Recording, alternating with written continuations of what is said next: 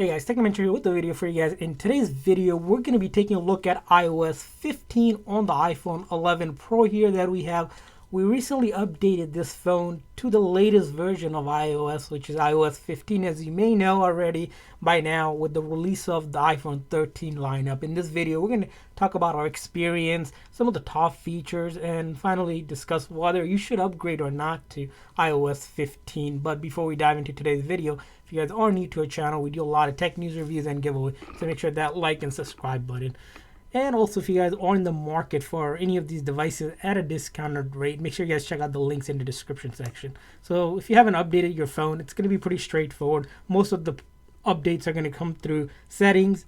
And once you're in settings, you're just going to go to general and then software update. And then here in this update page, you'll see iOS 15 come up. You also have the ability to stay on iOS 14, which is the first time Apple has done that, where they're not letting you, or at least allowing you to be on iOS 14 if you're not comfortable with the update.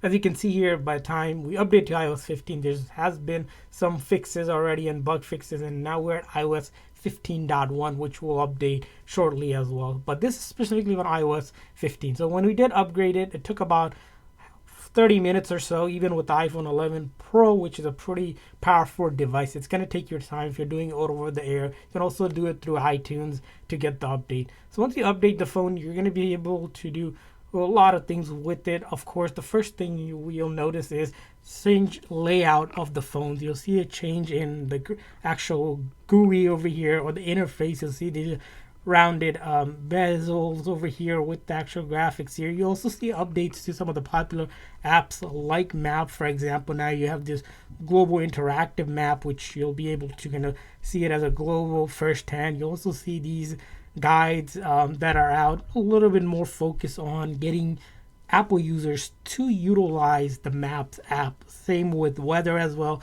You'll see an update to the weather application, where there's been an update to kind of make things a little bit more consolidated. You're going to see all of these important things in its own app icon style. You're also going to see updates to the wallet app as well. So if you guys use the wallet app in the past, you were only able to add credit card, debit card basically to do transaction. Well, now with iOS 15, you can actually add keys such as your house, car key. You're also able to add identification like your driver's license, passport card, and much more. And along with another major update is to the Safari application. If you haven't noticed or seen, you're going to see an update to the Safari application where you're now able to do tab groups. You have the navigation coming down at the bottom, sort of a refresh of their actual application, which was finally needed. So you'll see those updates as well.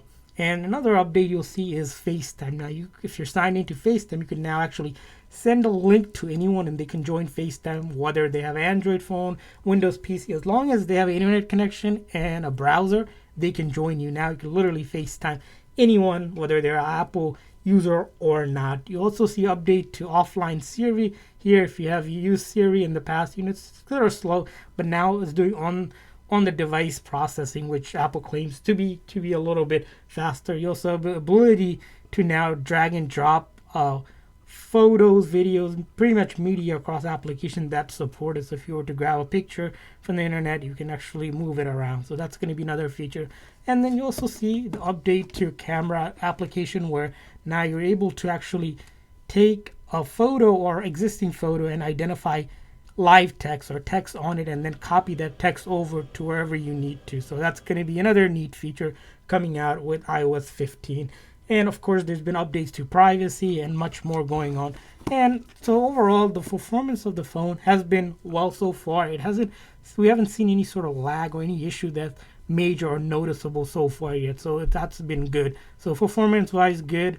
Because iOS 15 was meant for iPhone 13 lineup, well, the iPhone 11 lineup also gets it, because when Apple released the 11 lineup, it was on iOS 13, so 2 more updates past that 15 shouldn't be an issue.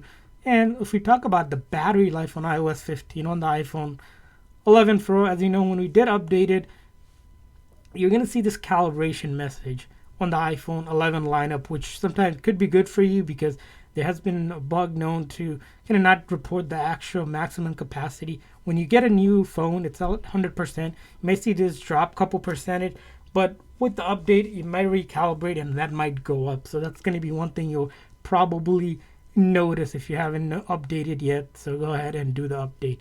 And of course, all of the major applications, whether it be YouTube, Netflix, all of your video streaming application, music applications, social media applications, all of them has been working well. We haven't noticed any major application, again, the bigger application that has been had any issues or crashes or anything to report so far. So luckily that's been good as well. So if you haven't made the upgrade because you're worried some application won't work, that won't be the case. All the applications will work.